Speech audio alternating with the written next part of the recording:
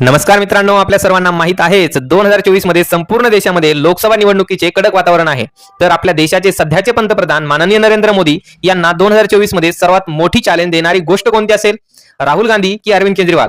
तर नाही, सर्वात मोठी चॅलेंज आहे आपल्या देशात एप्रिल, मे आणि जून महिन्यांमध्ये असणारे तापमान, ज्याचा परिणाम देशाच्या जीडीपी, महागाई तसेच आता होणारे इलेक्शन यावर होण्याची शक्यता आहे। आयएमडीच्या रिपोर्टनुसार देशात तापमान एवढे वाढणार आहे की काही ठिकाणी सहन करणे सुद्धा अवघड असणार आहे। वाढते शहरीकरण, झाडांची तोड आणि ग्लोबल वॉर्मिंग यांच्यामुळे देशात जवळपास 2 ते 3 डिग्री सेल्सिअसने तापमान वाढण्याची शक्यता आहे। आता याचा परिणाम असा होईल की दिवसभर काम करणारे कामगार, शेतकरी हे एवढ्या जास्तीच्या तापमानात दुपारच्या वेळेत काम करणार नाहीत, ज्यामुळे देशाची एव्हरेज प्रोडक्टिव्हिटी कमी होईल।